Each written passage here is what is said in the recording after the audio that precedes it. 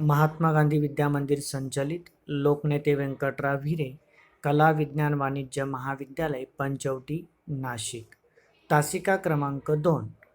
विद्यार्थी मित्रांनो, मी प्राध्यापक राजेश शिरसाट आज आपणा पुढे पुन्हा एकदा प्रकरण क्रमांक 6 तृतीय आर्थिक क्रिया हे घेऊन येत आहे. मागील तासाला आपण एक उतारा वाचला. त्या उतार्यामध्ये वेगवेगळ्या पद्धतीचे 3 मुलं होते. या तिघी मुलांनी वेगवेगळं क्षेत्र असताना वेगवेगळा व्यवसाय निवडायचं आपण त्या भागामध्ये बघितलं. ते निवडल्यानंतर त्यांनी आपला व्यवसाय कशा प्रकारे पुढे नेला याबद्दलची माहिती आपण त्यामध्ये बघितली. हे बघत असताना आपल्याला या उतार्यामध्ये अनेक मानवी व्यवसायांचा उल्लेख केलेला आहे हे लक्षात आलं. या सर्व व्यवसायांना मानवी आर्थिक क्रिया म्हणून अभ्यासले जाते. प्राथमिक आर्थिक क्रिया यामध्ये जे व्यवसाय पूर्णतः निसर्गावर आधारित असतात त्या सर्व प्राथमिक आर्थिक क्रिया आहेत. या व्यवसायातून नैसर्गिक साधनसंपत्ती मिळविली जाते. द्वितीय आर्थिक क्रिया प्राथमिक व्यवसायातील काही उत्पादने थेट वापरू शकत नाही किंवा जी उत्पादने जास्त टिकाऊ किंवा मूल्यवर्धित करून वापरणे योग्य असते अशा वेळी या उत्पादनांवर प्रक्रिया केली जाते. यातून नवीन व वेगळी उत्पादने उपलब्ध होतात. ही उत्पादने प्रक्रिया उद्योगांद्वारे द्वितीयक व्यवसायात समाविष्ट होतात. हा व्यवसाय प्रामुख्याने प्राथमिक व्यवसायातून प्राप्त झालेल्या उत्पादनांवर अवलंबून असतो. अशा पद्धतीने प्राथमिक आर्थिक क्रिया आणि द्वितीय आर्थिक क्रिया या कार्य करत असतात किंवा त्यामधले व्यवसाय हे तयार होत असतात हे आपल्या लक्षात आलं असेल. प्राथमिक व्यवसाय आणि द्वितीय व्यवसाय यांच्यामध्ये आदानप्रदान ही घडून येत असते. आदानप्रदान म्हणजेच काय तर देवघेव या दोघांमध्ये घडून येत असते. यांच्यातील दुवा असं देखील आपण म्हणू शकतो. या दोघांना पूरक असे विविध व्यवसायही असतात हे असं आपल्या लक्षात येऊ शकतं. दोघंही व्यवसाय एकमेकांवर पूर्णपणे अवलंबून असतात हे आपल्या लक्षात येईल. प्राथमिक व्यवसाय आणि द्वितीय व्यवसाय यांच्यातला समन्वयाचा दुवा साधणारा अजून एक व्यवसाय तयार होतो, तो म्हणजे तृतीय आर्थिक व्यवसाय. या व्यवसायांमध्ये मालाची खरेदी विक्री, त्याचप्रमाणे वाहतूक, दळणवळण, मालाची चढउतार, तारण व कर्ज रोखे संस्था, विपणन, आयात निर्यात व्यवस्था इत्यादींचा समावेश होत असतो. या व्यवसायामध्ये लोकोपयोगी सेवांचा देखील समावेश होतो. उदाहरणार्थ धारवाला, भाजी विक्रेता, दुकानदार, प्रवासी वाहतूक, टपाल सेवा इत्यादींचा समावेश होतो. याचाच अर्थ विद्यार्थी मित्रांनो, प्राथमिक व्यवसाय आणि द्वितीय व्यवसाय याचबरोबर तृतीय व्यवसाय हे देखील मोठ्या पद्धतीने या दोघी व्यवसायांना आपल्याला एकत्र आणण्याचा प्रयत्न करताना बघायला मिळतं. सेवा देताना आपल्याला बघायला मिळतं हे आपल्या लक्षात येऊ शकतं. या प्रकरणामध्ये पान नंबर 56 जरा डोके चालवा असा एक भाग तुम्हाला देण्यात आलेला आहे. त्यामध्ये तृतीय व्यवसायात केवळ सेवा येतात का असा प्रश्न तुम्हाला विचारलेला आहे. याची उत्तरं खऱ्या अर्थाने तुम्हाला द्यायची विद्यार्थी मित्रांनो, पण मी या ठिकाणी तुम्हाला त्याचं उत्तर सांगतो. त्याला आपण होय म्हणूया की तृतीय व्यवसाय हे केवळ सेवाच देत असतात. या व्यवसायात केवळ सेवा दिली जाते व तिच्या बदल्यात मोबदला घेतला जातो, म्हणून त्या व्यवसायांना आपण सेवा व्यवसाय असे देखील म्हणतो. जरा डोके चालवा यामध्ये आपल्याला दुसरा प्रश्न विचारण्यात आलेला आहे. तृतीय व्यवसायात उत्पादने येतात का? वर्गात चर्चा करून त्याची यादी करा. विद्यार्थी मित्रांनो, आज आपण वर्गात याची चर्चा करू शकत नाही किंवा आपण सर्व एकत्र नाही आहेत. परंतु मात्र पहिला प्रश्न त्याच्यातला असा आहे की तृतीय व्यवसाय उत्पादने देतात का? तर याचं उत्तर नाही आहे. त्याच्यामुळे हा फक्त सेवा व्यवसाय आहे. त्याच्यामुळे वर्गात चर्चा करून याची यादीच आपण तयार करू शकत नाही किंवा ती तयार देखील होणार नाही, कारण हा फक्त सेवा व्यवसाय आहे. या प्रकरणामध्ये पान नंबर क्रमांक 56 आपल्याला तृतीय आर्थिक क्रियांचं वर्गीकरण देण्यात आलेलं आहे. तृतीय आर्थिक क्रिया आपण ज्यावेळेस समजून घेत आहोत त्यावेळेस हे समजून घेताना आपण पहिल्यांदा प्राथमिक व्यवसाय आणि द्वितीय व्यवसाय हे आपल्याला नीट समजलेले आहेत हे गृहीत धरून आपण पुढे सेवा व्यवसायांकडे जात आहोत. या सेवा व्यवसायांमध्ये नक्की काय येतं? अशा कोणत्या सेवा आपल्याला आहेत की त्या सेवांचा आपण आर्थिक क्रियांमध्ये समावेश करतो, हे आपण या ठिकाणी या टी डायग्राम प्रमाणे बघूया.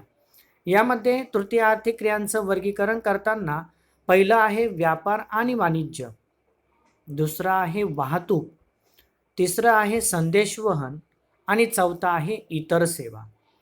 या 4 वर्गीकरणांची आपण परतफोड करणार आहोत आणि विस्तृत पद्धतीने ती माहिती घेणार आहोत. यातला पहिला भाग आहे तो म्हणजे व्यापार आणि वाणिज्य. व्यापार हा 2 प्रकारात केला जातो, तो म्हणजे घाऊक व्यापार आणि किरकोळ व्यापार. घाऊक व्यापाराचे देखील 2 विभाग पडतात. त्यामध्ये शहरी घाऊक बाजारपेठा म्हणजे शहरी भागामध्ये केला जाणारा तो बाजारपेठांमध्ये केला जाणारा व्यापार आहे आणि घाऊक व्यापारामध्ये ग्रामीण भागामध्ये देखील अशा प्रकारच्या घाऊक बाजारपेठा असतात. म्हणजे ग्रामीण आणि शहरी अशा 2 घाऊक व्यापाराचे आपण वर्गीकरण करू शकतो. त्याच्यानंतर व्यापाराचा दुसरी शाखा आहे ती म्हणजे किरकोळ व्यापार. मग या किरकोळ व्यापारामध्ये 2 प्रकार पडतात, एक ग्रामीण आणि दुसरा नागरी. ग्रामीणमध्ये आठवडे बाजार, वस्तू भांडार, सार्वजनिक वितरण यंत्रणा इत्यादींचा समावेश येतो. तर नागरीमध्ये शृंखला भांडार, साखळी, मॉल, दुकाने, मंडई, सार्वजनिक वितरण यंत्रणा यांचा समावेश आपल्याला आलेला पाहायला मिळतो. तृतीय आर्थिक क्रियांचं वर्गीकरण करताना दुसऱ्या क्रमांकावर आहे ते म्हणजे वाहतूक. विद्यार्थी मित्रांनो, आपल्याला सर्वांना वाहतुकीबद्दलची माहिती आहे. वाहतुकीचे एकूण 5 प्रकार पडतात. त्यामध्ये पहिला आहे रेल्वे वाहतूक, दुसरा आहे रस्ते वाहतूक, तिसरा आहे जल वाहतूक, चौथा आहे हवाई वाहतूक आणि 5वा आहे नळ वाहतूक. या प्रत्येकाची वर्गवारी केल्यानंतर आपल्याला वाहतुकीचं महत्त्व, वाहतूक ही कशा पद्धतीने आपल्याला सेवा देते, प्रत्येक सेवा देणाऱ्या वाहतुकीच्या माध्यमाचं महत्त्व देखील वेगवेगळं आहे हे आपल्या लक्षात येऊ शकतं. रेल्वे वाहतूक जी मदत आपल्याला करू शकते ती रस्त्यातून होऊ शकत नाही किंवा जलमधून होऊ शकत नाही किंवा हवाई वाहतुकीतून होणार नाही. प्रत्येकाचं महत्त्व हे वेगवेगळ्या पद्धतीने वेगवेगळ्या ठिकाणी ठरलं गेलेलं आहे हे आपल्याला सर्वांना माहिती आहे. ज्या ठिकाणी रेल्वे जाऊ शकत नाही त्या ठिकाणी रस्ते वाहतूक आपल्याला सेवा देऊ शकतील. ज्या ठिकाणी पाणी आपल्याला मुबलक उपलब्ध आहे, समतल पातळीत उपलब्ध आहे, त्या ठिकाणी जलवाहतूकही आपल्याला उपलब्ध होऊ शकते. परंतु ज्या ठिकाणी जलवाहतूक उपलब्ध नसू शकते त्यावेळेस त्या ठिकाणी आपल्याला रस्ते आणि रेल्वे वाहतूक या दोन्ही वाहतूक आपल्याला उपयुक्त ठरू शकतात.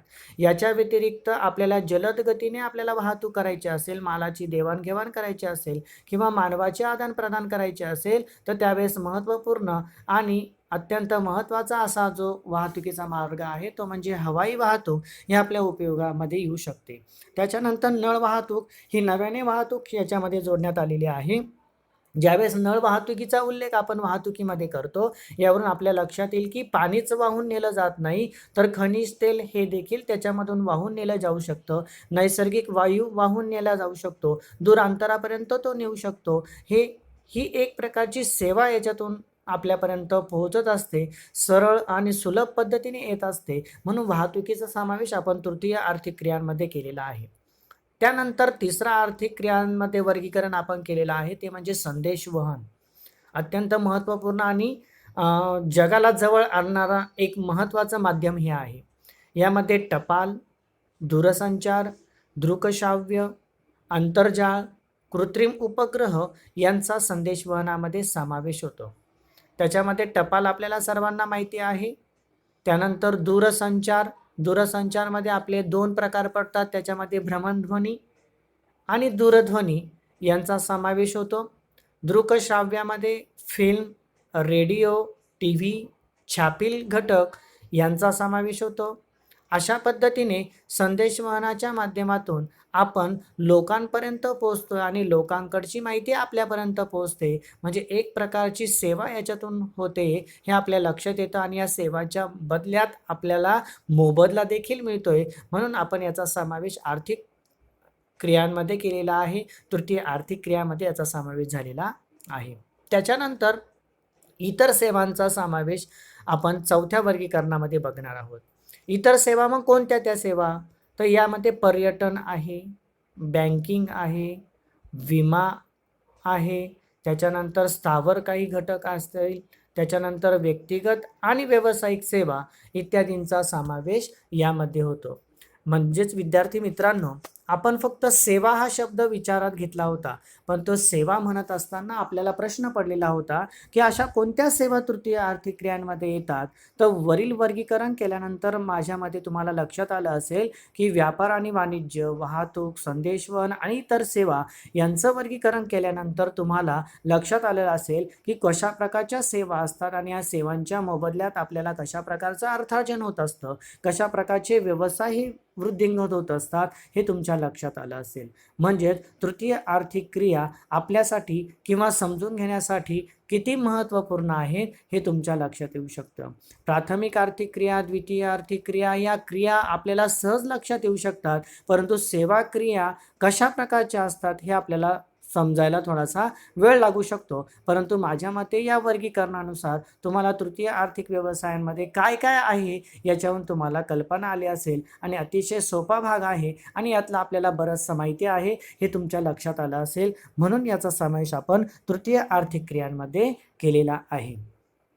यानंतर विद्यार्थी मित्रांनो, तुम्हाला पाठ्यपुस्तक क्रमांक 56 सांगा पाहू हा एक घटक देण्यात आलेला आहे.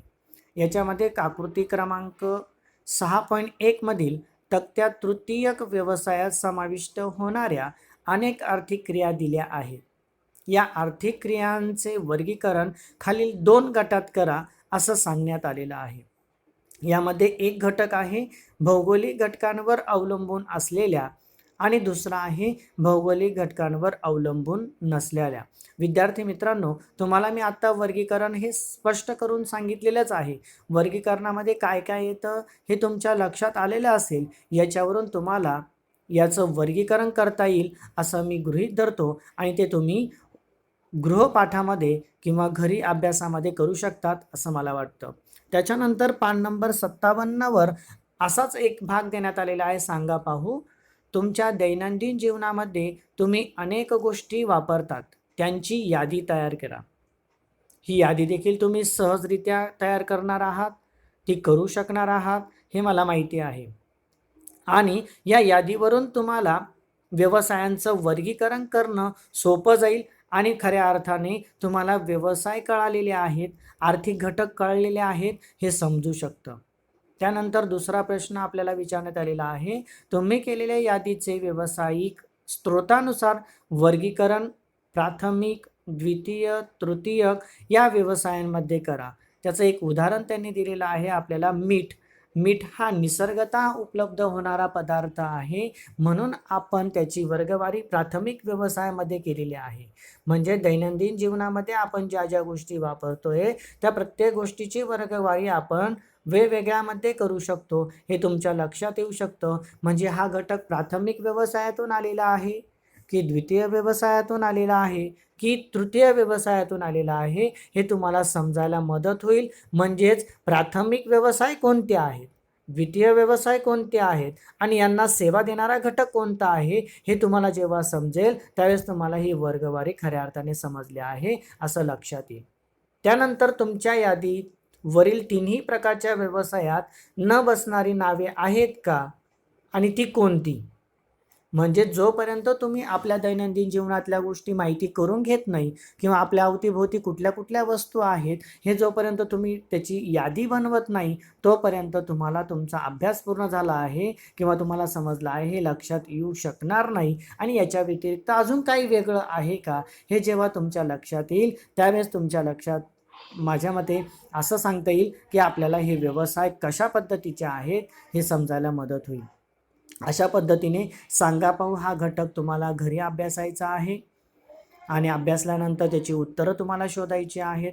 शोधल्यानंतर आपल्याला प्राथमिक, द्वितीय, तृतीय व्यवसाय हे खऱ्या अर्थाने समजलेले आहेत हे देखील समजायला मदत होईल. अशा पद्धतीने विद्यार्थी मित्रांनो, आज आपण तृतीय आर्थिक क्रिया म्हणजे प्रकरण क्रमांक 6 यामध्ये तृतीय आर्थिक क्रियांचं वर्गीकरण हे बघितलेलं आहे. पुढील तासामध्ये आपण जे वर्गीकरणामध्ये जे काही घटक बघितलेले आहे त्या घटकांचा विस्तृत असा अभ्यास आपण पाहणार आहोत. तोपर्यंत विद्यार्थी मित्रांनो, धन्यवाद.